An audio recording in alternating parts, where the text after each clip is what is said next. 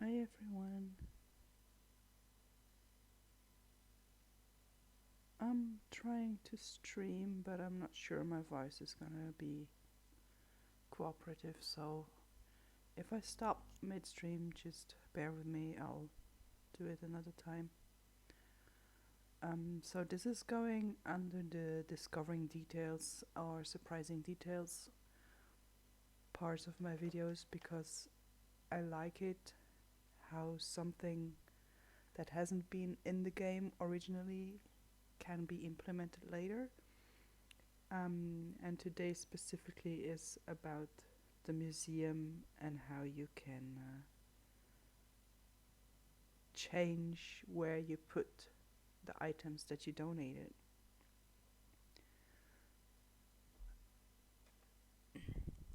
So, as far as I'm aware, mm, this wasn't possible until the 1.4 update of the game. So, there had been a mod before that to be able to do exactly that. And trying to show this to you. So this is what the mod is still called, Museum Rearranger, very on point in my opinion. You can still download it, it's still available, you just don't need it anymore. And I think I like this because this mod is from January 2019, and the update is from November 2019, so I would like to believe that Concerned Ape liked this mod so much, or this idea, that he implemented it in the actual game. Okay, so I have over 1,000 hours in this game, and we all know this empty museum, right? Uh, at first you don't know what you put there, where you're gonna put it, and eventually you get by bit by bit. And I, at the beginning, didn't really care what it would look like. But now, after I have so many hours in this game, I want to make it look a little pretty. um, and I thought the museum would also be a good place to make that happen. So at the beginning, I just went with the suggestion you find on the wiki. That worked well enough for me for a long time. Uh, and now I'm not happy with that anymore. So I went online to see what other people are doing, and I found this gem here, which was really the basic inspiration for me. Um, this is by Reddit user Tiffin's Bunny, who did this gem coloring sorting. And I thought that's like a really nice idea, but you have to donate more than gems, so there's artifacts missing, and minerals and whatnot. I mean, she got all of them, or they got all of them. So this is the result of that inspiration. There's 95 items to donate to the museum, and I tried to color sort all of them, and this is the result, which I used to do some of my suggestions for museum layouts. And this is basically what I want to show you today. I want to show you the layouts that I came up with. I finally ended up with 9 layouts. I did make one video about sorting the items at the museum, and I figured nobody's really gonna watch that, so I didn't show the second half. But if you want to have some background noise and, I don't know, just something running in the background, the video is out there.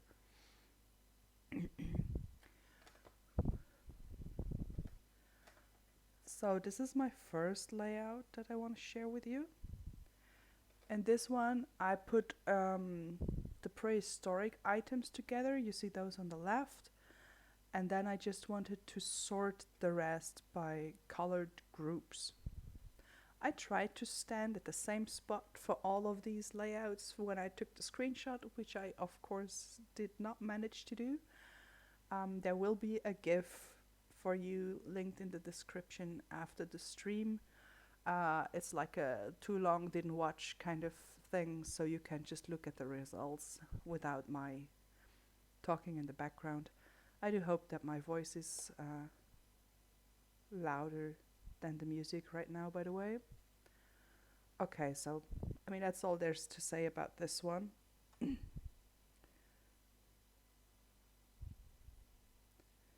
The next one is similar, except here I also put the dolls on the right in their separate shelf. So this is the dolls, the prehistoric items, and then colored groups for the rest of the items. Since I went through all the trouble of sorting all those items by color, I did something with that as well. So the next layout is everything colored by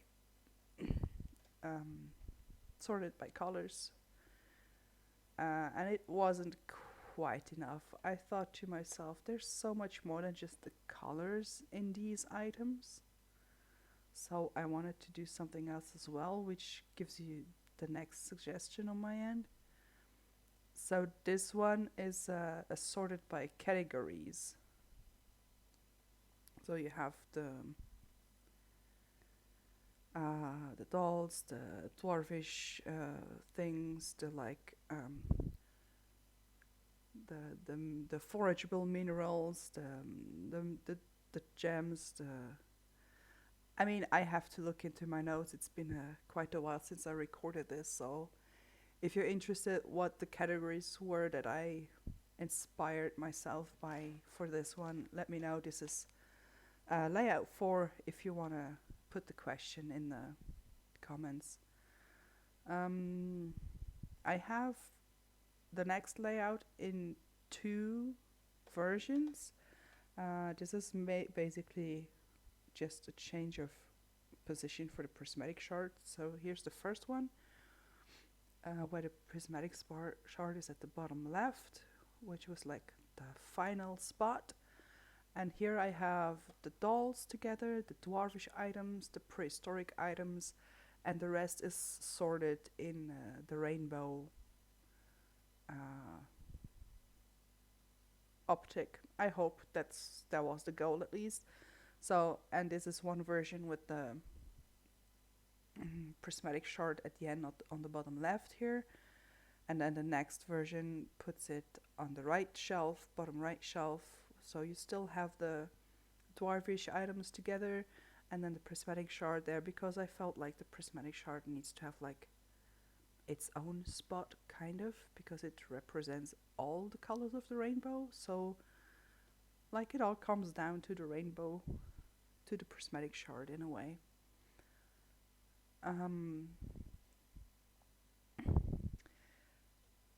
The next layout is one that basically goes with the assorted colors you saw earlier, where I tried to sort all the items that you can donate. I started on the top left with the prismatic shard and then basically broke the colors of the prismatic shard down. At least I tried. I went to the right and then I started on the left again, went all the way to the right, down to the left, down to the right. And I mean, you see more or less how it's supposed to work. If you're not clear on how the way works, just let me know. This is layout 6. I can add like a red line or like arrows on how to read this layout, but I mean you get that it's color sorted and that it's representing the rainbow in the prismatic shard. So for the next and last layout, I also have 2 versions. So I had colored by sorted by groups, sorted by colored groups, sorted by categories, just generally sorted by colors in the sense of the rainbow, and this was not enough for me because I'm a words person, so I also had to do an alphabetical sorting layout, and I got two. This is the first one, and I will explain to you what the difference is. So in this one, I have the artifacts and the minerals sorted alphabetically separately. So you have all the artifacts sorted, and then you have all the minerals sorted because M comes after A. And then in the second version of this one, you have all the items sorted alphabetically independently on their nature.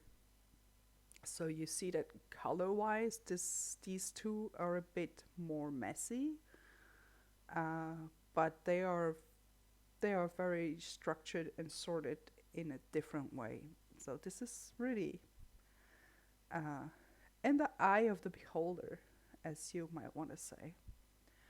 I do want to put out a tiny spoiler warning for the next part, because I'm going to show you all the rewards that are available for the museum and just talk about that for a little bit. So if you don't want to be spoiled, skip now, or I mean, you can scroll forward without listening, muting maybe, but you have been warned. Okay, so these are the items that you can get, all of them, after you have donated all the items. As I said, there's 95 items to donate. That's, to be precise, 53 minerals and 42 artifacts. The general rule of thumb is that you get a reward after every 5 items donated. You get the seeds, you get the paintings, stuff like that. I will also put the wiki link in the description. And then you get extra rewards separately for the minerals and the artifacts. With the minerals, it's at 11, 21, 31, 41, and 50. And for the artifacts, it's 11 if they include the rare discs and the dwarf gadget. Then at 15 artifacts, 20 artifacts. If you donate 3 artifacts and one is the ancient drum, you get a reward. The ancient seed gets you one right away. If you donate 3 artifacts and one is the bone flute, you get another artifact. And then if you have 5 artifacts, which include the chicken statue, you get another reward. All the dwarf scrolls give you the dwarvish translation guide, so this is kind of important early on if you can manage. And then the 7 prehistoric items give you 3 different rewards. You have to get the right 3 and then 2 and 2 together to be able to get that reward.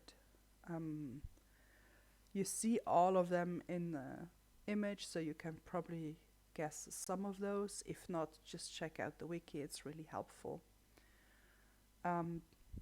Just a friendly reminder, when you do hoe up digging spots, artifact spots, you might also get books and not artifacts or any useful resources, so just know that they will also be here in the museum if you want to read them, and especially if you're a first time player or you just don't have the habit to read the things people say to you.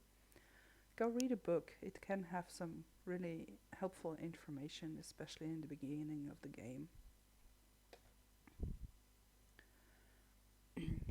Just in case you're wondering why you can go meet up with Gunther or Gunter, depending on how you say it, in this screenshot. This is because I use a mod that is called Befriend Marlon and Gunter. You can befriend them, you can gift them, but you cannot date them. I will also show you this mod a little later. I have, of course, been doing some research for this layout journey. which also means that I found some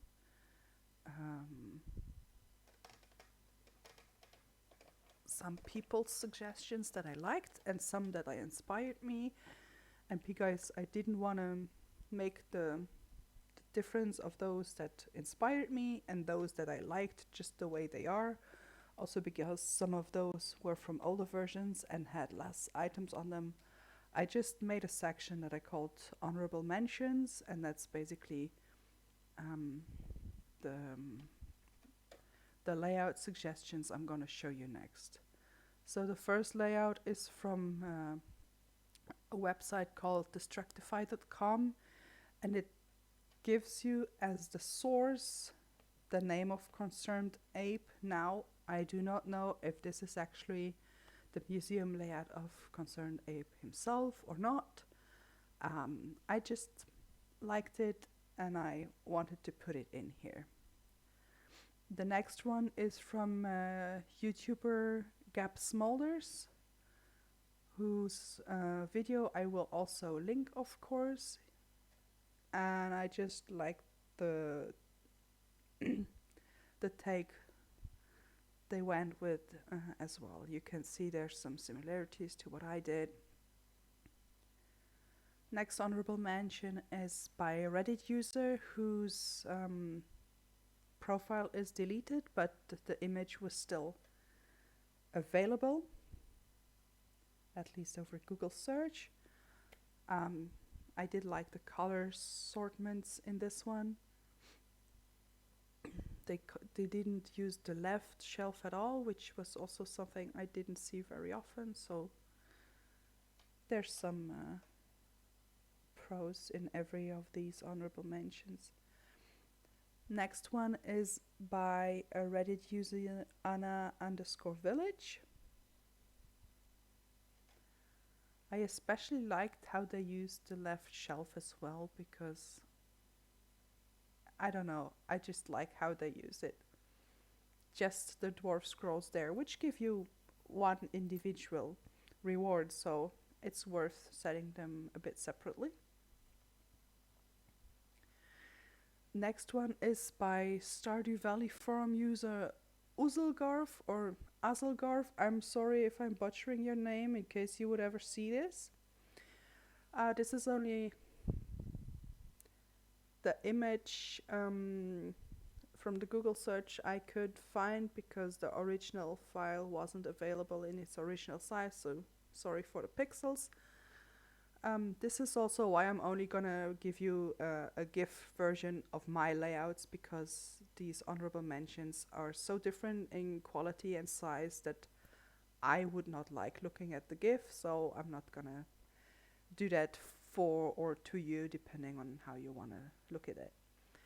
And then the last honorable mention I want to put here is from Reddit user Irena.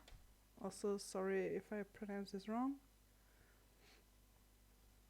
You see that there's some similar takes in some of these. I really liked in this one how they put the golden mask and the golden relic together with the prismatic shard. Just makes the prismatic shard pop out so much more. I did like that a lot. Okay, you may have noticed on my screenshots that my colors look very different from the wiki and the empty museum picture I showed you earlier. So let me just give you information about the mods I use. The first one is Daisy Nico's Earthy Interiors. They also made the earthy interface and the earthy recolor of the entire Stardew Valley color palette. I use all three of those, and the interior one is the most recent, and I really like how it works out. And then the other one that I mentioned already is the Befriend Marlon and Gunther one. As I said, you will have Marlon and Gunther in your social tab. You can talk to Ken, you can gift them One of Gunter's love gifts is the rusty spoon, which I find kind of practical because I get so many of them, and he loves them, so wonderful.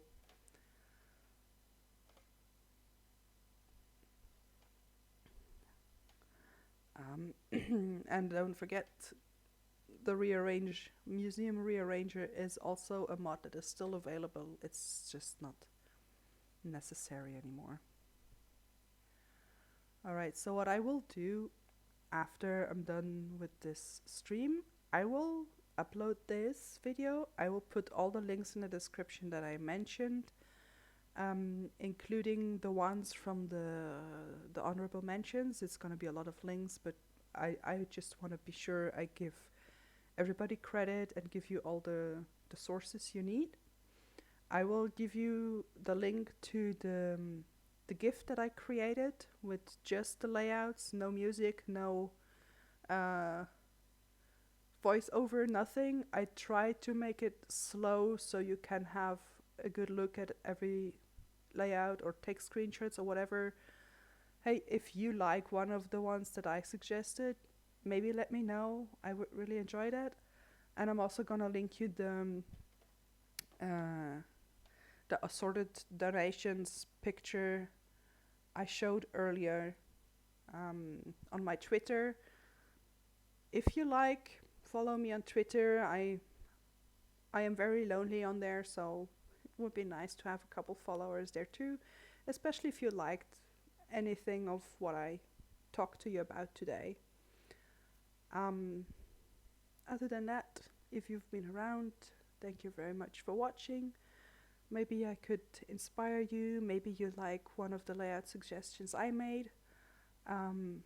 Feel free to comment. And if you go to my Twitter and you use one of my layouts, post it and tag me. I am sure to comment. I hope you're having a wonderful day, and I hope to, well, not see you, but know you close by next time I do some kind of silly video. Bye!